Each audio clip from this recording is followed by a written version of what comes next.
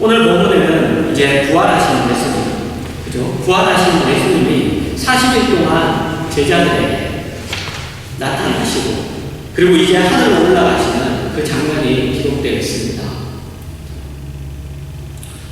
아직 뭐랄까요, 이렇게 그리스도 승천일은 되지 않았죠. 5월에 이제 있는데, 근데 어찌됐건 이렇게 예수님이 이제 하늘로 올라가십니다. 그런데 그 하늘로 올라가시는 예수님을 제자들이 이렇게 계속 바라보고 있었어요. 그 자리에 서서 계속 바라보고 있었습니다. 그러자 그 제자들에게 이제 천사들이 이야기하는 거죠. 예수님이 다시 오신다. 왜 그렇게 쳐다보고 있느냐? 그분은 가신 모습 그대로 다시 오실 것이다. 이렇게 말씀하십니다. 여러분, 우리는 지금 예수님이 하늘로 올라가신 후 그리고 다시 오시는 그 시간의 사이를 우리가 살고 있죠. 이미 예수 그리스도는 승천하셨고, 그리고 우리는 그 다시 오심을 바라며 기다리며 그렇게 우리가 살아가고 있는 그 시간입니다. 그런데 이 시간에 대하여 성경은 이런 경고를 합니다. 마태복음 24장 4절과 5절입니다.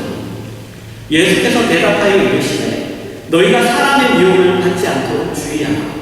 많은 사람이 내 이름으로 와서 이르되 나는 그리스도라 하여 많은 사람을 미혹하리라. 거짓 그리스도의 출현에 대하여 우리에게 경고합니다. 너희가 살아가는 그 시간 동안에는 많은 거짓 그리스도가 나타날 것이다. 우리가 실제로 보고 있는 모습이죠. 그죠? 어떤 이단들 같은 경우 본인이 구세주인, 본인이 그리스도인 그렇게 나타내고 있습니다. 그러면 우리가 그것을 어떻게 분별할 수 있느냐고 할 때, 여러분, 우리가 그것을 어떻게 분별할 수 있을까? 라고 할 때 예수님의 오심과 그 예수님의 다시 오심, 그 차이를 우리가 알아야 합니다. 예수님의 오심과 예수님의 다시 오심이 어떤 차이가 있는지 우리가 그것을 알아야 하죠. 예수님이 처음 오셨을 때 하셨던 일과 다시 오실 때 하시는 일은 여러분 전혀 다른 일입니다. 그래서 그분이 이 땅에 처음 오셨을 때의 모습과 다시 오실 때의 모습도 다릅니다.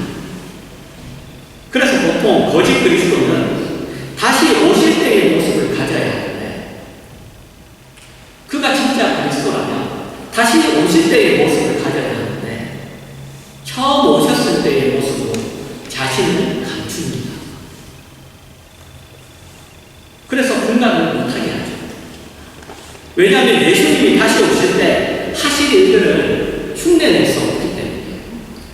그래서 본인이 그리스도라고 하지만은 그 다시 오실 때의 모습을 흉내낼 수 없기 때문에 예수님이 이 땅에 처음 오셨을 때의 그 모습을 나타냅니다. 그래서 분간하지 못하고 혼돈하도록 그렇게 만듭니다. 그러면 예수님이 이 땅에 처음 오셨을 때 어떤 모습으로 오셨느냐 하면 감추어진 모습으로 오셨습니다. 감추어진 모습. 그러나 예수님이 다시 오실 때는 모든 사람들이 알 수 있도록 오십니다. 알 수 있도록 오세요. 그리고 왜 그러냐고 할 때 처음 오셔서 하셨던 일과 다시 오셨을 때 하신 일이 다르기 때문입니다. 예수님이 처음 오셔서 하신 일, 감추어진 모습으로 오셔서 하신 일은 바로 이것입니다. 요한복음 3장 17절입니다. 하나님이 그 아들을 세상에 보내신 것은 세상을 심판하려 하심이 아니고 그로 말미암아 세상이 구원을 받게 하려 하심이라. 예수님이 이 땅에 처음 오셔서 하신 일은 구원입니다. 처음 오셔서 가지셨던 목표, 사명, 그것은 바로 구원이죠. 심판이 아닙니다.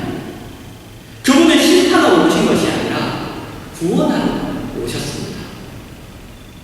겁을 주러 오신 것이 아니죠.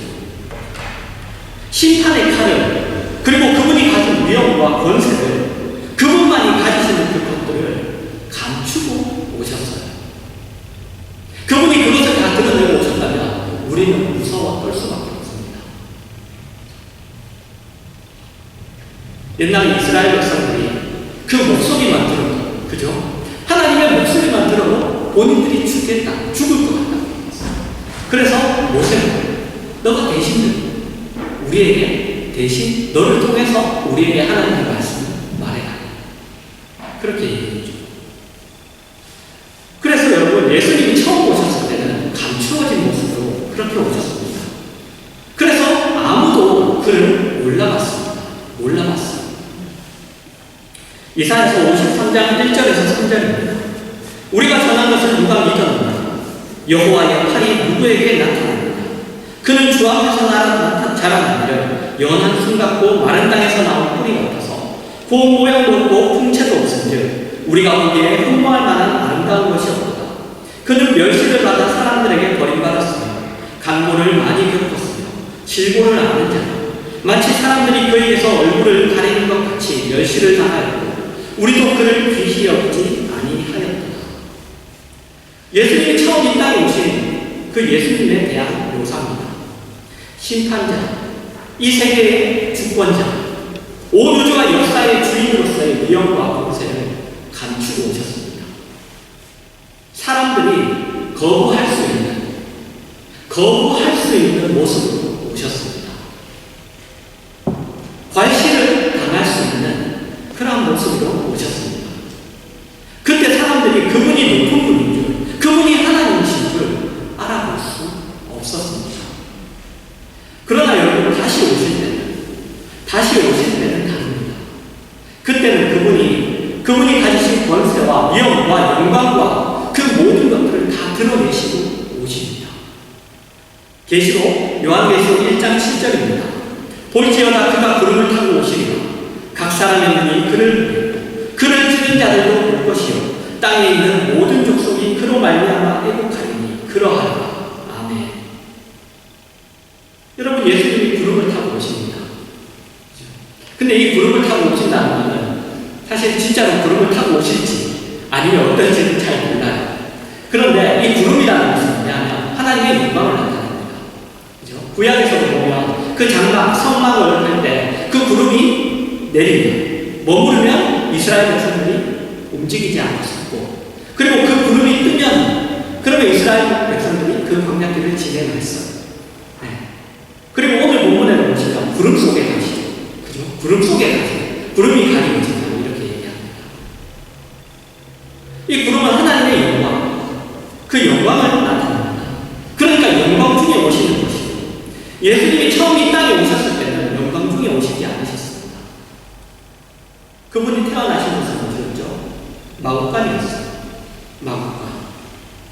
그분이 태어나셨는지 아무도 몰랐어요. 그저 먼 나라에서 동방 박사들이 찾아왔죠. 그 땅에 있는 사람들은 알지 못했습니다. 그리고 밤에 들에서 양을 치던 자들이 찾아왔죠. 천사들의 얘기를 듣고 그 전함을 듣고 찾아왔습니다.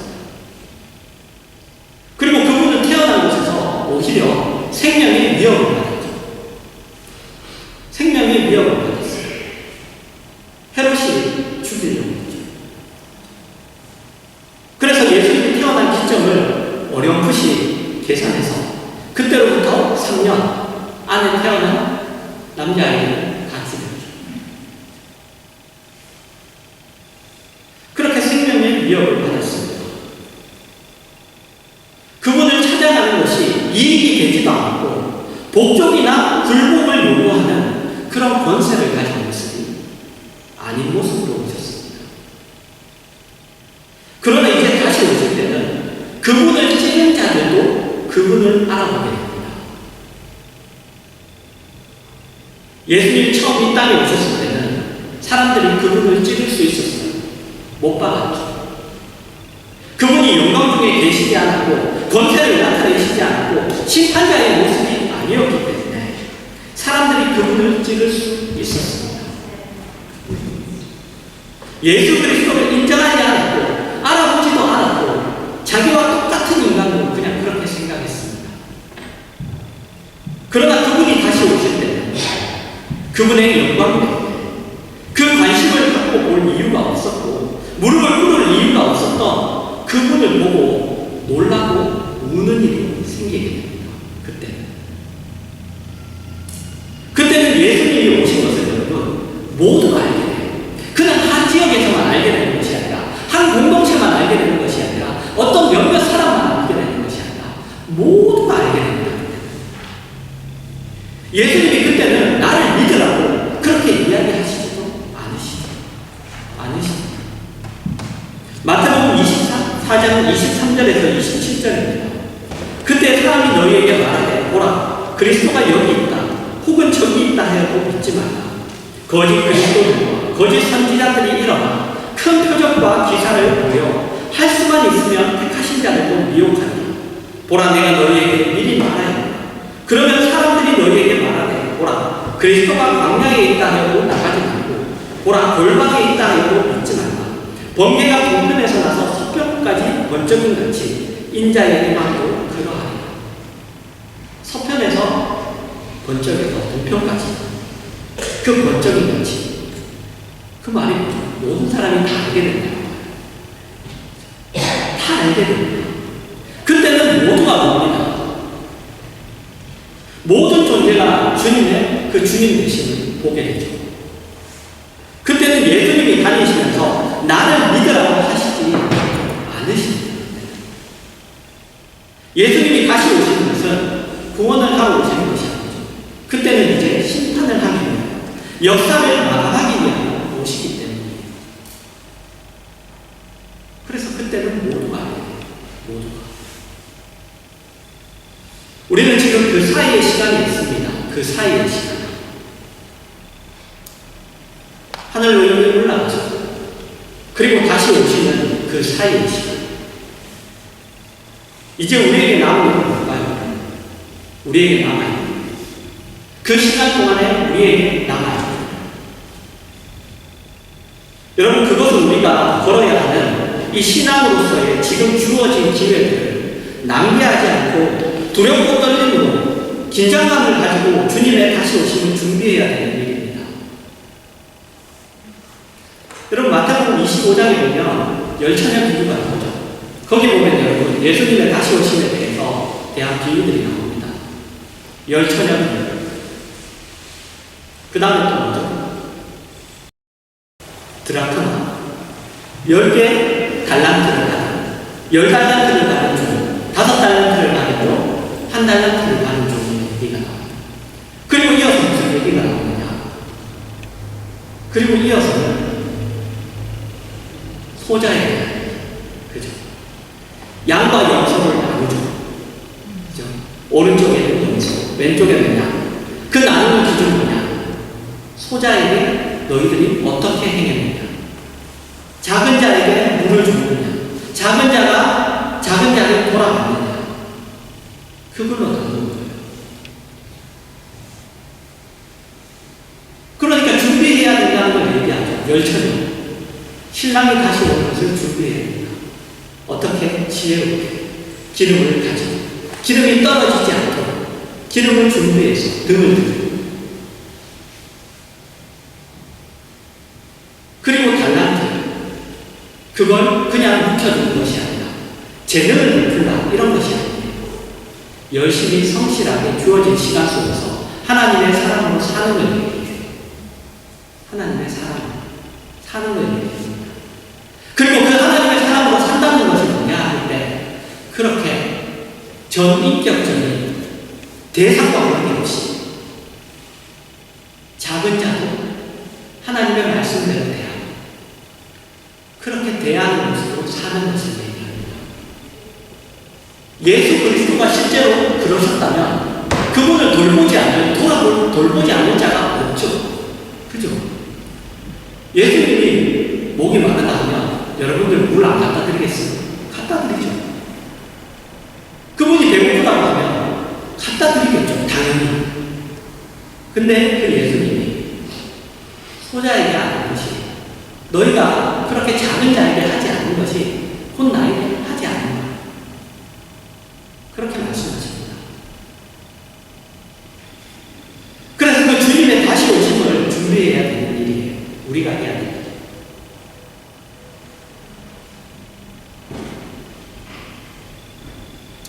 이제 주님이 오셔서 여러분, 우리가 한 것대로 갚으실 거예요. 성경은 늘 얘기합니다. 너희가 한 대로 갚으리라. 주님이 오셔서 우리가 한 것대로 갚으십니다. 근데 여러분, 우리가 사실은 내가 알고 있었는데 시간이 없어서 못했어요. 아니면 내가 이 모든 걸 알고 있는데 내가 하는 것을 게을리 했습니다. 아니, 내가 알고 있었는데 내 이런 일 하다 보니까 깜빡했어요. 이런 얘기들은 안 통해요. 그때. 우리는 우리가 믿는 예수 그리스도를, 우리가 가진 기독교 신앙을 여러분, 그냥 들으면 나에게 유익한 것, 어떤 좋은 교훈 정도, 내가 참고할 만한 내용, 마음의 교양, 그렇게 가지고 있어서는 안 됩니다. 우리가 가지고 있는 신앙이 우리의 전 세계를 변화시키고, 그리고 주님의 다시 오심을 기다리는 자세로 우리를 변화시키지 않고 우리를 그런 자세로 살도록 움직이게 하지 않는다면, 사실 우리는 여러분, 이 예수 너무 하늘로 가심을 본 그대로 오시리라 라는 이 말에 그 무서움을 모르는 거예요. 이 말이 얼마나 무서운 말인지 모르는 겁니다. 그리고 그 말이 가지는 무서움을 모른다면 우리가 가진 신앙은 단지 일종의 자기 위안이 되고 착하게 사는 문제로 그냥 전락해버리게 돼요. 믿지 않는 자와 믿는 자의 가장 큰 차이가 뭐예요? 착하게 사는 것? 아니죠. 그리스도를 아느냐 모르느냐, 그분을 아느냐 모르느냐. 믿지 않는 자는 그리스도를 몰라요. 그분을 못 봅니다. 그래서 믿지 않는 자와 믿는 자들에 대해 평가할 때 그 평가의 기준은 예수가 아니라 늘 뭐냐? 착하게 사는가, 거룩하게 사는가, 늘 그거예요. 인간이 가지고 있는 그런 어떤 고상한 가치, 그런 모습을 나타내고 사는가, 그거예요.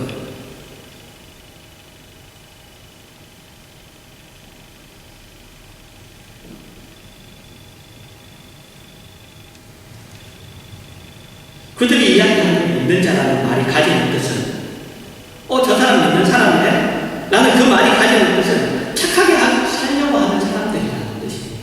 그냥 착하게 살려고 하는 사람들. 예수를 믿죠. 그래서 믿지 않는 자들이 예수를 믿는 자들을 향하여 공격할 때 이렇게 공격하죠. 왜 너희만 구원을 받는다고 하냐? 왜 너희만 하느냐? 불교도는 불교도대로, 이슬람교도는 이슬람교도대로 각각 다 착하게 살려고 하고 선하게 살려는 하나의 방법을 가지는 것 아니냐? 그런데 왜 너희만 그러냐? 다 착하게 살려고 하는 것 아니냐? 그들이 볼 때는 예수를 믿는다는 것이 그냥 착하게 사는 방법 중에 하나인 거죠. 착하게 살 수 있는 방법 중에 하나. 그런데 여러분, 문제는 우리도 그럴 수 있다는 거예요.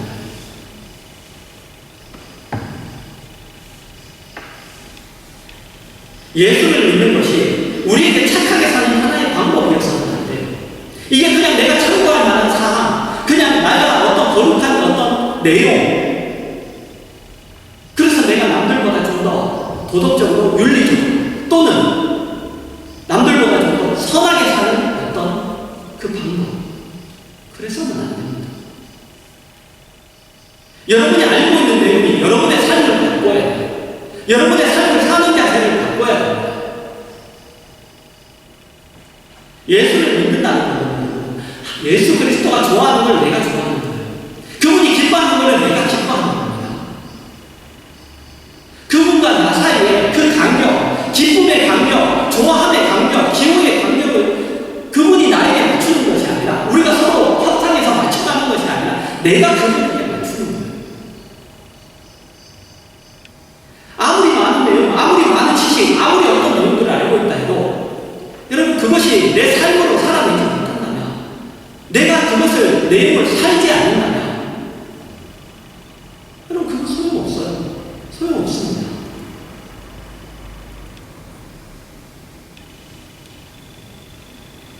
여러분, 예수님이 다시 오십니다. 다시 오세요. 그렇기 때문에 여러분, 하늘로 올라가는 그 예수님을 쳐다보고 있을 틈이 없는 거예요. 천사가 얘기합니다. 왜 쳐다보고 있냐고. 그분 간대로 다시 오죠.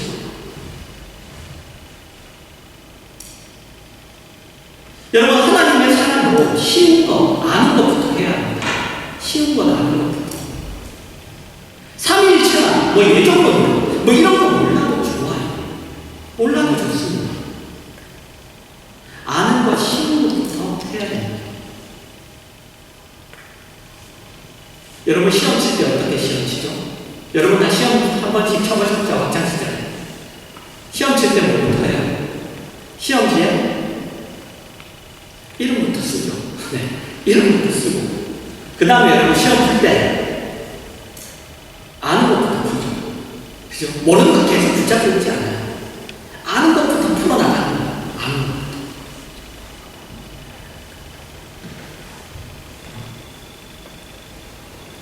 그래서 우리가 아는 것부터, 마치 시험을 치르는 것 같이, 그렇게 아는 것부터, 쉬운 것부터 해야 하는 거예요. 그 아는 거 쉬운 거 뭐냐? 주의를 지킨다. 헌금은 한다. 성찬식은 안 빠진다. 여러분, 아는 것들을 이런 것들을 여러분 쉽게 여기지 마세요. 그것으로 해서 여러분 시작됩니다.